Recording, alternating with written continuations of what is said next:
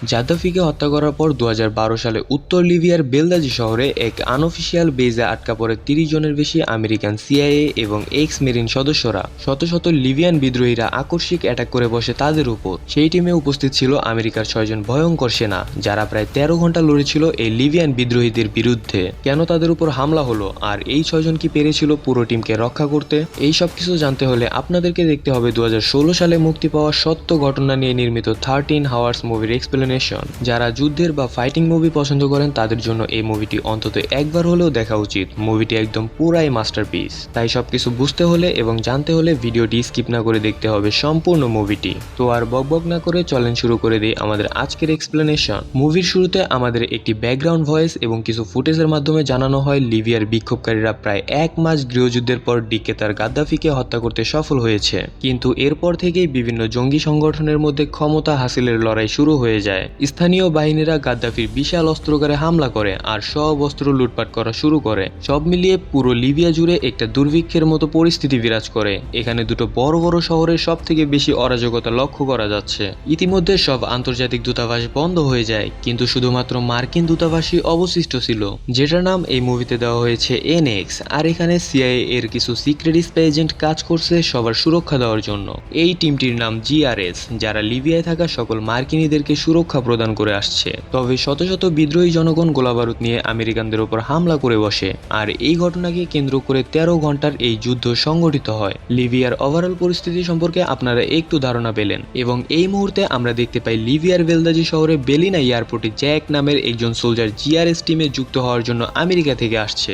Jack airport থেকে বের হয়ে একটি গাড়িতে উঠে বসে, আর সেখানে টাইরন নামের একজন সোলজারের সাথে তার সাক্ষাৎ হয়। টাইরন হলো এই জিআরএস টিমের লিডার, আর এই টিম কন্ট্যাক্টের মাধ্যমে মার্কিন কূটনৈতিক ব্যক্তিদের প্রোটেকশন দিয়ে থাকে। জ্যাক টিম সম্পর্কে জানতে চাইলে টাইরন বলে, আমাদের টিমে বর্তমানে 3 জন এক্স মেরিন এবং একজন প্রাক্তন আর্মি রেঞ্জার রয়েছে। টাইরন আর জ্যাক পূর্ব পরিচিত ছিল, কিন্তু কিছু দূর যেতেই টাইরন দেখতে পায় সামনে একদল বিদ্রোহীরা গাড়ি থামিয়ে চেক করছে। এটা দেখে টাইরন সাথে সাথে এনএক্স কে ইনফর্ম করে দেয়। টাইরন বলে, আমরা দুজন রোডে আটকা পড়েছি।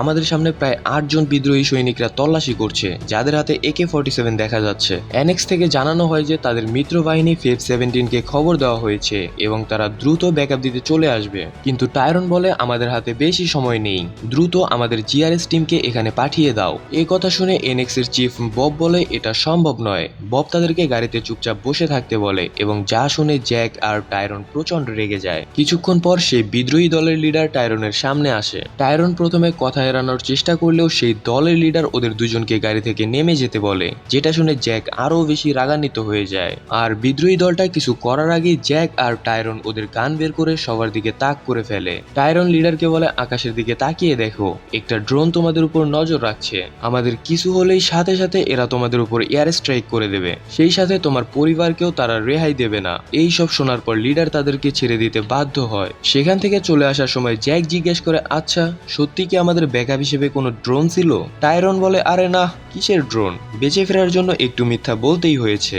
এরপর টাইরন আর জ্যাক এনএক্স এ চলে আসে, আর এখানে টাইরন ও চিফের মধ্যে কিছুটা ঝামেলা হয়। চিফ বলে, তোমরা আমাদের এখানে সুরক্ষা দিতে এসেছো, অতএব সেই কাজটি মনোযোগ দিয়ে করো। কোথায় কি করা লাগবে সেটা আমার উপর ছেড়ে দাও। এবার জ্যাক টিমের বাকি মেম্বারদের সাথে পরিচয় হয়। একজনের নাম ছিল বোন, যে ছিল অনেক দক্ষ স্নাইপার। বাকিদের নাম হলো ট্যান্টো, টিগ এবং ওজ। পরিচয় পর্ব শেষ হলে একজন জ্যাককে পুরো এনএক্স ঘুরে দেখায়। এই জায়গাটিতে 4টি ডিপার্টমেন্টে বিভক্ত ছিল, বিল্ডিং এ, বি, সি এবং ডি। এছাড়াও একটি কম্পাউন্ড দেখতে পায় জ্যাক, যেটাকে জম্বি লাইন বলে ডাকা হতো, কেননা সেই স্থানটি উগ্রপন্থীদের দখলে ছিল।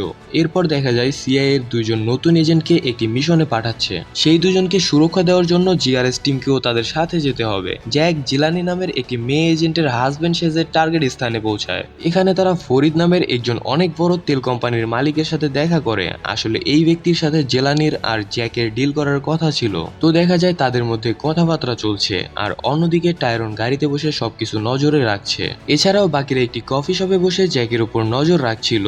হঠাৎ করে টাইরন লক্ষ্য করে কেউ একজন তাদের দিকে বারবার উকি দিচ্ছে। টাইরনের খানিকটা সন্দেহ হয়। সে দ্রুত গাড়ি থেকে নেমে লোকটিকে ধরার চেষ্টা করে, কিন্তু ততক্ষণে ওই লোকটি ভিড়ের মধ্যে হারিয়ে যায়। টাইরন পরিস্থিতি ভালো ভালো হবে না বলে জ্যাককে ইশারায় মিশন অ্যাভয়েড করতে বলে। জ্যাক দ্রুত এজেন্টদেরকে নিয়ে সেখান থেকে চলে আসে আর দৌড় দিয়ে টাইরনের গাড়িতে উঠে পড়ে। ততক্ষণে একটি সবুজ রঙের গাড়িতে করে দুইজন টেররিস্ট টাইরনের গাড়িকে ফলো করতে থাকে। টাইরনও দ্রুত গাড়ি চালানো শুরু করে দেয় আর অনেকক্ষণ এভাবে যাওয়ার পরেও টেররিস্টরা কেন জানি হার মানছিল না। তাই জ্যাক একটি বিশাল বন্দুক হাতে নিয়ে ওদের উপর গুলি বর্ষণ করার জন্য রেডি হতে থাকে, কিন্তু চিফের নির্দেশ কোনো ধরনের ঝামেলা সৃষ্টি করা যাবে না। তাই টাইরন কৌশলে তাদের পিছু করা গাড়িটিকে অ্যাক্সিডেন্ট করিয়ে দেয় এবং কোনো ঝামেলা সৃষ্টি না করে সেখান থেকে বেঁচে ফিরে। এরপর দৃশ্যপট পরিবর্তন হয়ে 5 সপ্তাহ সামনে চলে আসে। এখানে আমরা দেখতে পাই জ্যাক ওর ফ্যামিলির সাথে ভিডিও কলে কথা বলছে। জ্যাক ওদেরকে বলে খুব শীঘ্রই আমি কাজ শেষ করে বাড়ি ফিরে আসব। এরপর দেখা যায় জিআরএস টিমের প্রধান গ্লেন ভিডিও কলে মিটিং করছে। গ্লেন জানায় আগামী সোমবার মার্কিন অ্যাম্বাসেডর ক্রিস লিবিয়া আসবে এখানকার মানুষের সাথে কূটনৈতিক সম্পর্ক স্থাপন করার জন্য। এখানে জিআরএস টিমকেও হায়ার করা হয়েছে অ্যাম্বাসেডরকে প্রোটেকশন দেওয়ার জন্য। তো জিআরএস টিম অ্যাম্বাসেডর আসার আগের দিনই চলে যায় কম্পাউন্ডটিকে চেকিং করার জন্য। টাইরন ও টিম মেম্বাররা সকলে ভেতরে প্রবেশ করে এবং সেখানে স্কট আর ডেভ নামের দুজন বডিগার্ডের সাথে তাদের পরিচয় হয়। এরা দুজনে অ্যাম্বাসেডরের পেছনে পেছনে সারাক্ষণ থাকবে।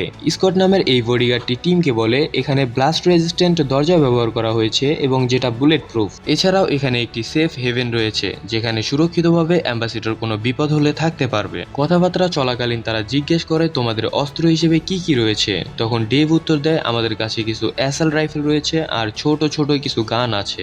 এইসব শুনে সবাই অনেক অবাক হয়ে যায় আর বলে এই কম্পাউন্ড মোটেও সুরক্ষিত না, বাইরে যেসব গার্ড দাঁড়ানো তাদের একজনও প্রফেশনাল না। এছাড়াও এই বিল্ডিংটি স্নাইপারদের জন্য একটি মক্ষম স্থান। যদি একসাথে অনেকজন এই কম্পাউন্ডে ঢুকে পড়ে তাহলে এদেরকে বাঁচানোর কোনো পথ থাকবে না। কিন্তু স্কট আর ডেভিডের আসলেই কিছু করার নেই, ওদেরকে যেভাবে অর্ডার দেওয়া হয়েছে সেভাবেই কাজ করতে হবে। টাইরন এবার স্কটকে বলে আমাদের এনএক্স তোমাদের কম্পাউন্ড থেকে মাত্র 1 মাইল দূরে, যদি কখনো প্রয়োজন হয় তাহলে সাথে সাথে আমাদেরকে ইনফর্ম করো। এরপর তারা আবারও এনএক্সে চলে আসে আর পরের দিন সকালবেলা টাইরন ও টিমকে নিয়ে একটি লোকাল সশস্ত্র বাহিনীর কাছ থেকে কিছু অস্ত্র কিনতে চলে যায়। এখানে আমরা আমাল নামের একজন লোককে দেখতে পাই যে কিনা টাইরন এবং সেই লোকাল গ্রুপের মধ্যে ট্রান্সলেটর হিসেবে কাজ করে। সেই ওয়েপন ডিলিং এর জন্য যখন তারা মেইন পয়েন্টে যায় তখন দেখা যায় বোন দূর থেকে লুকিয়ে স্নাইপার রেডি করে বসে আছে।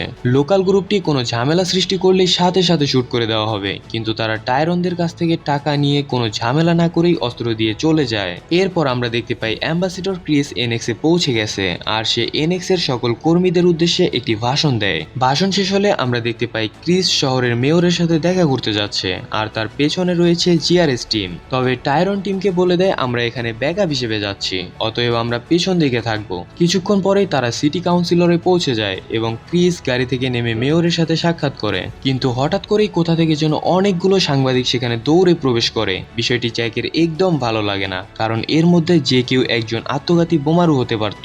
মিটিং শেষ হয়ে যাওয়ার পর পুরো টিম অ্যাম্বাসেডরকে কম্পাউন্ডে ড্রপ করে দিয়ে চলে আসে। সকালবেলা ক্রিস গার্ডেনে বসে বসে ডায়েরি লেখার সময় লক্ষ্য করে যে কয়েকজন লোকাল লোক অন্য আরেকটি বিল্ডিং এর ছাদ থেকে স্পেশাল কম্পাউন্ডের ছবি তুলছে। এদিকে জ্যাক তার পরিবারের সাথে কথা বলে জানতে পারে যে সে আবারও মেয়ের বাবা হতে যাচ্ছে। এছাড়াও সবাইকে দেখা যায় সবার নিজেদের পরিবারের সাথে কথা বলছে, কিন্তু বেলা গড়ানোর সাথে সাথেই সেখানে বিক্ষিপ্ত লিবিয়ান সন্ত্রাসীরা কম্পাউন্ডের সামনে জমায়েত হতে শুরু করে। তাদের প্রধান উদ্দেশ্য থাকে অ্যাম্বাসেডরকে শেষ করে দেওয়া। কিছু বুঝে ওঠার আগেই প্রায় 30-40 জন বিদ্রোহী হাতে অস্ত্র নিয়ে গুলি করতে করতে সামনের দিকে এগিয়ে যায়। এরকম আকর্ষক কাহিনী দেখে সেই কম্পাউন্ডে থাকা সকল লোকাল গার্ডরা একদম কুকুরের মতন পালিয়ে যায়। অন্যদিকে ভেতরে থাকা স্কট আর ডেভ বাইরে থেকে গুলির আওয়াজ পেয়ে গেটের সামনে এসে দেখতে পায় যা হবার তা হয়ে গেছে। বিদ্রোহীরা মেইন গেট দিয়ে ঢুকছে এবং আরপিজি, গ্রেনেড ইত্যাদি দিয়ে অ্যাটাক করছে। স্কট অ্যাম্বাসেডরকে দ্রুত বুলেট প্রুফ জ্যাকেট পরিয়ে দেয় আর ভিলার ভিতর ঢুকে যেতে বলে। অন্যদিকে অ্যালোক কম্পাউন্ডারের সিসিটিভি কন্ট্রোল রুম থেকে জিআরএস টিমকে ইনফর্ম করে দেয় যে অ্যাম্বাসেডরের উপর অ্যাটাক হয়েছে। খবরটি শুনে জিআরএস টিম যার যার মতন সব অস্ত্রশস্ত্র নিয়ে বেরিয়ে পড়ে। অন্যদিকে আমরা দেখতে পাই স্কট, ক্রিস আর স্মিথ মিলে সেফ হেভেনের একটি রুমের ভিতর লুকিয়ে রয়েছে। বাহির থেকে বিদ্রোহীরা প্রথমে দরজাতে গুলি করে সেফ হেভেনের তালা ভাঙার চেষ্টা করে, কিন্তু যেহেতু সেটা বুলেট প্রুফ ছিল তাই তারা দরজাটি ভাঙতে ব্যর্থ হয়। ফলে তারা সেই মুহূর্তে সেখান থেকে চলে যায় আর স্মিথ ধরে নেয় বিদ্রোহীরা তালা ভাঙতে না পেরে হয়তো ফেরত চলে গেছে। এদিকে অ্যাম্বাসেডরের উপর অ্যাটাক হয়েছে সেটা পুরো 400 মাইল দূরের এক ইউএস বেসে খবর পৌঁছে যায়। অপরদিকে আবার এনএক্স এর চিফ ফেব 17 টিমের সাথে যোগাযোগ স্থাপন করার চেষ্টা করতে থাকে। ফেব্রুয়ারি 17 বা ফেব 17 হলো ইসলামিক মিত্রবাহিনী যারা লিবিয়াতে একযোগে পশ্চিমাদের জন্য কাজ করে চলেছে বিভিন্ন টেররিস্ট গ্রুপকে থামানোর জন্য। টাইরন এই অ্যাম্বাসেডরকে বাঁচানোর জন্য রেস্কিউ মিশনে যেতে চায়, কিন্তু চিফ চিফ বলে, প্লিজ ওয়েট করো, আমি কথা বলছি মিত্র বাহিনীদের সাথে, তারা বিষয়টি হ্যান্ডেল করবে। অপরদিকে আমরা দেখতে পারি বিদ্রোহীরা আসলে ফেরত যায়নি, তারা গিয়েছিল পেট্রোলের ট্যাঙ্কি নিয়ে আসতে, যাতে করে তারা সেফ হেভেনের ভিতরে আগুন ধরিয়ে দিতে পারে। মুহূর্তেই তারা পেট্রোল ঢেলে সেখানে আগুন ধরিয়ে দেয় এবং আগুনের কালো ধোঁয়া রুমের ভিতরে প্রবেশ করতে থাকে, যার ফলে অ্যাম্বাসেডর স্মিথ আর স্কট ঠিকমতো নিঃশ্বাস নিতে পারছিল না। অন্যদিকে জিআরএস টিম অপেক্ষা করছিল তাদের চিফের অর্ডার পাওয়ার জন্য। অ্যাম্বাসেডর কম্পাউন্ড থেকে জানানো হয় ভেতরের পরিবেশ একদম বাজে অবস্থায় পৌঁছে গেছে, দ্রুত সাহায্য করতে না আসলে তারা একজনও এখান থেকে বেঁচে ফিরতে পারবে না। এই কথা শুনে টাইরন এবার চিফের অর্ডার অমান্য করে এবং নিজেই সিদ্ধান্ত নেয় যে তারা কম্পাউন্ডকে রক্ষা করার জন্য চলে যাবে। টাইরন তার টিমকে নিয়ে বেরিয়ে পড়ে কম্পাউন্ডটিকে রেস্কিউ করার জন্য। সেই সাথে তারা আমাল নামের লোকটিকেও নিয়ে নেয়, যাতে পথের মধ্যে যদি ফেব 17-এর কোনো সদস্য পায় তাহলে তাদেরকে যেন টিমে যোগ করে নেওয়া যায়। তো কিছু দূর যাওয়ার পর তারা দেখতে পারে কয়েকজন বিদ্রোহী রাস্তা আগলে দাঁড়িয়ে রয়েছে, কিন্তু তারা কি শত্রুপক্ষ না মিত্রপক্ষ সেটা ঠিক বোঝা যাচ্ছিল না। তাই আমালকে পাঠানো হয় তাদের সাথে কথা বলার জন্য। আমাল সেই দলের লিডারের সাথে কথা বলতেই যাবে, ঠিক তখনই অন্য আরেকটি বিদ্রোহী দল সেখানে আক্রমণ করে বসে। আমাল আর বাকিরা কোনো রকম সেখান থেকে প্রাণ নিয়ে বাঁচে, আর দুটো দলে বিভক্ত হয়ে তারা কম্পাউন্ডের দিকে হাঁটা শুরু করে। এরপর ওরা সবাই মিলে ফায়ারিং করতে করতে অলিগলি দিয়ে কম্পাউন্ডের পিছনের দিকে যাওয়া শুরু করে। এদের সবার হাতে ছিল M41 SL রাইফেল আর মাথায় ছিল নাইট ভিশন। এই সব দিয়ে তারা খুঁজে খুঁজে কিল করতে থাকে। অপরদিকে দেখা যায় টাইরন আর জ্যাক কম্পাউন্ডের সামনের গেট দিয়ে প্রবেশ করছে। ততক্ষণে জঙ্গিরা তাদের প্রথম স্টেপ তাণ্ডবলীলা চালিয়ে অলরেডি চলে গেছে। টাইরন ভিলার মধ্যে প্রবেশ করে দেখতে পায় স্কট আহত অবস্থায় সেখানে পড়ে আছে। অ্যাম্বাসেডরের কথা জিজ্ঞেস করলে সে জানায় ভিতরে অনেক খোঁজাখুঁজি করেও অ্যাম্বাসেডরকে খুঁজে পাওয়া যাচ্ছে না। এটা শুনে টাইরন আর জ্যাক দুজনে মিলে ভিলার ভিতরে ঢুকে পড়ে ক্রিসকে রেস্কিউ করার জন্য। পুরো জায়গাটি তখন আগুনে পড়ছিল আর এর মাঝে দুজন আলাদা আলাদাভাবে ক্রিসকে খুঁজতে থাকে। এরপর আমরা দেখতে পাই পিছনের গেট দিয়ে ট্যান্টো ও তার টিম নিয়ে তারা সেখানে চলে এসেছে। এখানে ট্যান্টোর সাথে দেখা হয় ফেব 17-এর কমান্ডারের সাথে। ফেব 17 টিম ও জিআরএস টিমের সাথে কোঅর্ডিনেট করবে এখন থেকে। আর অপর দিক থেকে খবর আসে যে ভিলার ভিতর স্মিথের মৃতদেহ পাওয়া গেছে আর অ্যাম্বাসেডরকে স্টিল নাও খুঁজে পাওয়া যাচ্ছে না। টাইরন আর জ্যাক অন্যদিকে স্মিথকে গাড়িতে তুলছিল, আর তখনই আমাল দৌড় দিয়ে এসে জানায় বিদ্রোহীরা আবারও আসছে, আর এবার অনেক বেশি পরিমাণের অস্ত্রবহর নিয়ে তারা আসছে। টাইরন এইসব শুনে বুঝে ফেলে যে ওদের এই স্থানে থাকা ঠিক হবে না, তাই টাইরন নির্দেশ দেয় সমস্ত সিক্রেট ফাইল একত্রিত করে সেখান থেকে বের হয়ে যেতে। অপরদিকে বোন কন্ট্রোল রুমের সমস্ত ড্রাইভগুলো একত্রিত করছিল ডিস্ট্রয় করে দেওয়ার জন্য। ডেভ, স্মিথ আর অ্যালোককে একটি গাড়িতে উঠিয়ে দিয়ে জ্যাক বলে, তোমরা বাম দিকের রাস্তা দিয়ে যাবে, ডান দিক দিয়ে গেলে তোমাদের বিপদ হতে পারে। উপর থেকে ইউএস এর ড্রোন সবকিছু পর্যবেক্ষণ করছিল আর তাদের সম্পূর্ণ ইনফরমেশন দিচ্ছিল, কিন্তু স্কট সে সময় গোলাগুলির আওয়াজের কারণে বাম দিকে যে যেতে হবে সেটা শুনতে না পেরে ভুলে ডান দিকে চলে যায়। ফলে কিছু দূর যেতে না যেতেই তাদের সামনে কয়েকজন লোক বন্দুক হাতে নিয়ে স্কটদের গাড়ি আটকে ফেলে। তারা ঠিক বুঝে উঠতে পারছিল না যে এরা কি শত্রুপক্ষ নাকি মিত্রপক্ষ। সেই বাহিনীরা তাদেরকে গাড়ি সাইড করতে বলে, কিন্তু টিম কোনোভাবেই তাদেরকে বিশ্বাস করতে পারছে না। এক দুই কথায় হুট করেই তারা ফায়ারিং শুরু করে দিলে পুরো টিম এবার গাড়ি নিয়ে সেখান থেকে পালিয়ে যাওয়ার চেষ্টা করে। তাদের গাড়িটি বুলেট প্রুফ হওয়ার কারণে তাদের কারো গায়ে কোনো আঘাত পায় না। বিদ্রোহীরা উড়াধুরা বুলেট ছুটতে ছুটতে তাদের পিছু নেয়। তাদের কাছে ছিল AK-47 ও আরপিজির মতো ভারী অস্ত্র। বিদ্রোহীদের একটি গাড়ি থেকে স্কটদের গাড়ি লক্ষ্য করে একটি আরপিজি লঞ্চ করলে একটুর জন্য তারা বেঁচে যায়। অনেক কষ্টে অবশেষে তারা NX এর ভেতর আসতে সক্ষম হয়। এদিকে আরো কিছু সংখ্যক টেররিস্ট অ্যাম্বাসেডর কম্পাউন্ডে আসতে থাকলে বাকিদের সাথে তাদের ব্যাপক ফাইট শুরু হয়ে যায়। তবে হাইলি ট্রেন্ড এক্স মেরিটেন্টের কাছে তারা পাখির মতন টপাটপ করে মরতে থাকে। সেখানে পরিবেশ নিয়ন্ত্রণ করে তারাও NX এ ব্যাক করে। চিফ ইতিমধ্যে বুঝে ফেলেছে যে এখন তাদের মেইন টার্গেট হচ্ছে এই NX, তাই সবাইকে NX শাটডাউন করে দিয়ে সব ডকুমেন্টগুলো ডিস্ট্রয় করে দেওয়ার নির্দেশ দেয়। এখানে NX হচ্ছে একটি সিক্রেট বেস, এটার লোকেশন শুধুমাত্র ভেতরের লোকরাই জানতো, আর এখন জঙ্গিরাও এর লোকেশন পেয়ে গিয়েছিল, ফলে তাদের জন্য এটা এখন বড় একটা ঝুঁকির বিষয়। টাইরন সবাইকে নির্দেশ দেয় যে সমস্ত অস্ত্র এক জায়গায় করে প্রস্তুতি গ্রহণ করতে। সবকিছু শান্ত হলে আমরা এয়ারপোর্টের দিকে যাব এবং দেশে চলে যাব। অন্যদিকে দেখা যায় জ্যাক আর বাকি সবাই ম্যাগাজিন আর গোলাবারুদ সংগ্রহ করছে। এরপর টাইরন সবাইকে NX এর ম্যাপ দেখিয়ে ছোট ছোট দলে বিভক্ত করে দেয়। জ্যাক আর টিক দায়িত্ব পায় বিল্ডিং বি এর, বুম আর ট্যান্টো দায়িত্ব নেয় বিল্ডিং এ, এছাড়াও অন্যরা যেমন ডেভ দায়িত্ব পায় বিল্ডিং ডি এর, আর ওজ দেখাশোনা করবে জম্বিল্যান্ডে। সেই সাথে বিল্ডিং সি এর দায়িত্বে থাকবে টাইরন নিজে। তো প্ল্যান মোতাবেক যে যার বিল্ডিং এর ছাদের উপর উঠে পড়ে আর M16 হেভি মেশিন গান নিয়ে তারা তাদের পজিশন নেয়। সবাই চারদিক থেকে নজর রাখতে থাকে স্কোপ আর নাইট ভিশন গ্লাসের মাধ্যমে। কিছুক্ষণ পর দেখা যায় অনেকগুলো গাড়ি NX এর সামনে দিয়ে আসা যাওয়া করছে, কিন্তু অবাক করার বিষয় হলো সেখানে থাকা সকল লিবিয়ান নিরাপত্তা কর্মীরা তা দেখে কম্পাউন্ড ছেড়ে পালিয়ে যাওয়া শুরু করে দেয়। আরো অবাক করার মতো কাহিনী হলো এই লোকটিকে দেখেন, এমন যুদ্ধের মধ্যেও সে দিব্যি ফুটবল খেলা এনজয় করছে, মানে কি আর বলবো।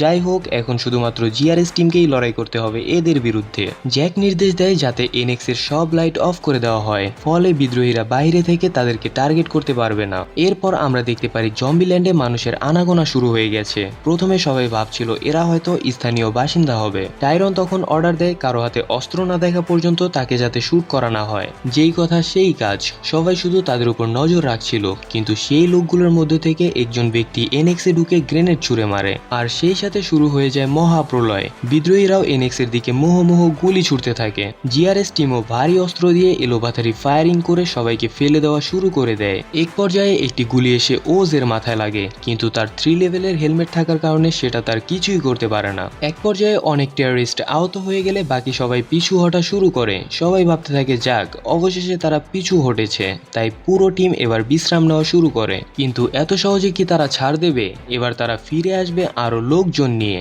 আর অন্যদিকে টাইরনকে চিফের সাথে কথা বলতে দেখা যায়। টাইরন তাকে জিজ্ঞেস করে, আচ্ছা আমরা কি আমেরিকা থেকে কোনো সাহায্য পাবো না? চিফ বলে, এই মুহূর্তে কিছু বলতেই পারছি না, আমাদের কাছে কোনো ধরনের কোনো কনফার্মেশন আসছে না। টাইরন এবার ছাদের উপর চলে আসে, আর কিছুক্ষণ পর জ্যাক লক্ষ্য করে আবারও জম্বিল্যান্ডের মধ্যে আনাগোনা শুরু হয়ে যাচ্ছে। সবাই আবারও তাদের নিজ নিজ পজিশন নিয়ে নেয়। এরপর দেখতে পায় অনেক লোকজন এনএক্স এর দিকে আগাচ্ছে অস্ত্র হাতে নিয়ে। আর ঠিক সেই মুহূর্তে একটি গাড়ি থেকে একটি ছেলে নেমে এনএক্স এর দিকে গ্রেনেড ছুড়ে মারতেই যাবে, ঠিক তখনই টেন্টো ছেলেটিকে নিখুঁত নিশানায় শুট করে দেয়। এরপর আবারও শুরু হয়ে যায় বিদ্রোহী আর জিআরএস টিমের মধ্যে তুমুল যুদ্ধ। সবাই যার যার অবস্থান থেকে তাদের উপর ব্যাপক ফায়ারিং করতে থাকে। বৃষ্টির মতন চারদিক থেকে বুলেট আসছে, আর বোন তার স্নাইপার স্কোপ দিয়ে একটি বাসের মধ্যে অনেক বড় একটি এক্সপ্লোসিভ দেখতে পায়। বোন সবাইকে বলে বাসটিকে লক্ষ্য করে শুট করতে, কারণ এই বোম যদি এনএক্স এ পড়ে তাহলে তাদের কাহিনী এখানেই শেষ। তাই সবাই মিলে বাসটিকে লক্ষ্য করে উড়াধুরা ফায়ারিং করা শুরু করে, এবং মুহূর্তের মধ্যেই সেই বাসটি ব্লাস্ট হয়ে এক বিশাল বিস্ফোরণের সৃষ্টি হয়। উপর থেকে ফায়ারিং এর কারণে আমেরিকানরা সহজেই তাদেরকে কুপঘাত করতে সক্ষম হয়। বিদ্রোহীরা এবারও তাদের বেসামাল অবস্থা দেখে পিছু হটে, কিন্তু টিম জানে তারা আবারও শক্তিশালী হয়ে তাদেরকে অ্যাটাক করবে। অন্যদিকে জিলানিও সব পরিচিত হায়ার অফিসারদেরকে কল করে কন্ট্যাক্ট করার চেষ্টা করতে থাকে। এরপর আমরা দেখতে পাই সোলজাররা আবারও বিশ্রাম নেওয়ার জন্য নিচু হয়ে বসে রয়েছে ছাদের উপর। এখানে দেখা যায় জ্যাক টাইরনের সাথে সে কথা বলছে। জ্যাক বলে, আমার এই যুদ্ধ আর ভালো লাগছে না। বোঝাই যাচ্ছে যে এই স্থানীয় টেররিস্টরা আজ সারা রাত যুদ্ধ চালিয়ে যাবে। টাইরনও তখন তার মনের ভাব প্রকাশ করে বলে, আমারও এই যুদ্ধ আর ভালো লাগছে না। আমরা এমন একটা দেশের জন্য লড়াই করছি যাদের কোনো তোয়াক্কা নেই আমাদের জন্য। এত এত বেস ক্যাম্প, এত এত এয়ার সাপোর্ট, কিন্তু এখনো কেউ আসলো না আমাদেরকে বাঁচানোর জন্য।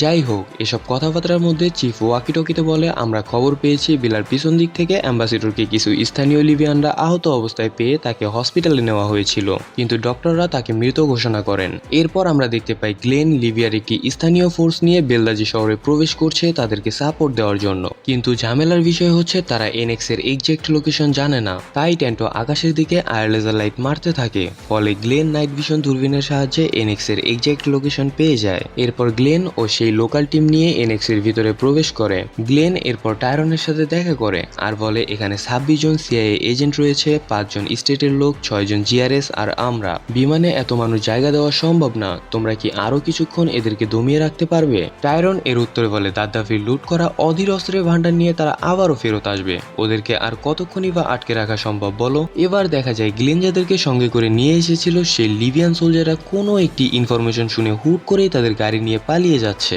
তার মানে এবার হতে চলেছে এক ভয়াবহ তাণ্ডব লীলা। এনএক্স এর থেকে একটু দূরে কয়েকজনকে দেখা যায় মর্টার শেল নিক্ষেপ করার জন্য প্রস্তুতি নিতে। এতক্ষণে এই বিদ্রোহীরা বিভিন্ন সোর্স থেকে এনএক্স এর এক্সাক্ট লোকেশন কোঅর্ডিনেট পেয়ে গিয়েছে, আর সেটা দিয়ে তারা টার্গেট করা শুরু করে দেয় মর্টার শেল অ্যাটাক করার জন্য। মুহূর্তের মধ্যেই তাদের ছোড়া একটি মর্টার আশ্রে পড়ে বিল্ডিং বি তে। ভয়াবহ বিস্ফোরণে এনএক্স এবার কেঁপে ওঠে। এছাড়াও নিচ থেকে এই অবস্থার মধ্যেই বাকি বিদ্রোহীরা ফায়ারিং করা শুরু করে দেয়। একদিকে মর্টার আর অন্যদিকে ফায়ারিং, পুরো কাউন্টার অ্যাটাকে এনএক্স এর অবস্থা বেসামাল হয়ে পড়ে। আরো দুটো মর্টার এসে বিল্ডিং এ ও সি তে পড়লে সেখানে থাকা ডেভ এবং ওজ মারাত্মকভাবে জখম হয়ে পড়ে। টাইরন দৌড়ে ওজকে সাহায্য করতে আসতেই যাচ্ছিল, আর ঠিক তখনই তার উপর একটি মর্টার শেল ওজের হাতের সামনে ব্লাস্ট হয়। আর এর পরের দৃশ্যে দেখতে পাই গ্লেনের সামনেও এক বিশাল মর্টার ব্লাস্ট হয়েছে। কিছুক্ষণের মধ্যে পরিবেশ শান্ত হলে সবাই এসে দেখে ওজের একটি হাত পুরো ভেঙে গিয়েছে, আর ওজ দেখতে পায় টাইরন একটি জায়গায় মৃত অবস্থায় পড়ে আছে। অন্যদিকে টিক দেখতে পায় ডেভের পা থেকে অজরে রক্ত বয়ে পড়ছে, আর ভেতরের মাংসপিণ্ড দেখা যাচ্ছে। এই মুহূর্তে তাদের দ্রুত মেডিকেল সাপোর্ট প্রয়োজন। ওজ অনেক বেশি শক্তিশালী ছিল, তাই নিজেই পায়ে হেঁটে মেডিকেল রুমে চলে আসে। এখানে আসার পর জিলানি তাকে প্রাথমিক চিকিৎসা দেওয়া শুরু করে দেয়, আর অন্যদিকে ডেভকে অনেকজন মিলে ল্যাডারে করে নিচে নামিয়ে নিয়ে আসে। এই আকস্মিক হামলায় গ্লেন ও টাইরন সেখানেই প্রাণ হারায়। ইতিমধ্যে পুরো এনএক্স একদম বিধ্বস্ত হয়ে পড়েছে। কেউ জানে না আবার কি হতে যাচ্ছে সামনের দিকে। যে কোনো সময় আবারও বিদ্রোহীরা চলে আসতে পারে অ্যাটাক করার জন্য, তাই ট্যান্টো তাদের উপর পজিশন নিয়ে বসে আছে দেখাশোনা করার জন্য। ট্যান্টো এবার লক্ষ্য করে শত শত লোকজন এনএক্স এর দিকে আসছে বিশাল গাড়িবহর নিয়ে। সেই সাথে এবার তাদের কাছে রয়েছে অত্যাধুনিক এবং শক্তিশালী অস্ত্র। ট্যান্টো সবাইকে জানিয়ে দেয় আমাদের সব শেষ, এমন বিশাল বহরের সামনে আমরা কয়েক মিনিটও দাঁড়াতে পারবো না। ট্যান্টো তবুও তার পজিশন নিয়ে বসে আছে জীবনের লাস্ট ফাইট ব্যাক করার জন্য। সেই বিশাল গাড়িবহর এসে থেমে যায় এনএক্স এর সামনের গেটে। দুই গ্রুপের দুজনের দিকেই তারা অস্ত্র তাক করে রয়েছে। ট্যান্টো বুঝতে পারছিল না যে এরা কি শত্রুপক্ষ নাকি মিত্রপক্ষ। একটা সামান্য ভুলের জন্য এখানে ঘটে যেতে পারে মহা বিপদ। তাই ভয়ে ভয়ে ট্যান্টো তার হাত উঁচু করে একটি ইশারা দেখায় ওই বাহিনীকে লক্ষ্য করে। আর ঠিক সেই সময় সবাইকে অবাক করে দিয়ে ওই বাহিনীও তাদেরকে একই ইশারা দেখিয়ে দেয়। তার মানে হলো এরা ফেব 17 লিবিয়ান সশস্ত্র মিলিটেন্ট এবং তাদের মিত্র। এরা এখানে এসেছে তাদেরকে রেস্কিউ করার জন্য। ট্যান্টো খুশিতে আত্মহারা হয়ে কান্না করতে থাকে আর সবাইকে জানিয়ে দেয় যে আমরা বেঁচে গিয়েছি, এরা আমাদের পক্ষের লোক। সবাই এই কথা শুনে স্বস্তির নিঃশ্বাস ফেলে, কারণ এখন তারা বাড়ি ফিরে যেতে পারবে। এরপর আমরা দেখতে পাই সিআইএ এজেন্টরা সেই গাড়ি বহরগুলোতে উঠে বসছে। গ্লেন আর টাইরনের লাশ দুটোকে জ্যাক ওর গাড়িতে উঠিয়ে দিয়ে এনএক্স এর বেস থেকে চলে আসে। অন্য সিনে দেখানো হয় বিদ্রোহীদের পরিবারের লোকজন জম্বিল্যান্ডে গিয়ে সন্তান, পিতা বা আপন মানুষজনদের মৃতদেহ দেখে কান্নায় ভেঙে পড়ছে। পরে এজেন্টরা সবাই এয়ারপোর্টে এসে বিমানে উঠে পড়ে, আর অন্যদিকে জ্যাক ওর পরিবারের কাছে ফোন করে জানায় আমরা অবশেষে প্রাণ নিয়ে ফিরতে পেরেছি, কিন্তু টাইরন আমাদের সাথে ব্যাক করছে না। এই বলে জ্যাক অজোরে কান্না করতে থাকে। আর এই সিনের মধ্য দিয়ে মুভিটি এখানেই সমাপ্ত হয়। তো মুভিটি কেমন লাগলো তা কমেন্টে জানাতে ভুলবেন না কিন্তু। আর এখনো যদি সাবস্ক্রাইব না করে থাকেন তাহলে দ্রুত একটি সাবস্ক্রাইব করে আমাদের ফ্যামিলির একজন মেম্বার হয়ে যান। সকলে ভালো থাকবেন, সুস্থ থাকবেন, আল্লাহ হাফেজ।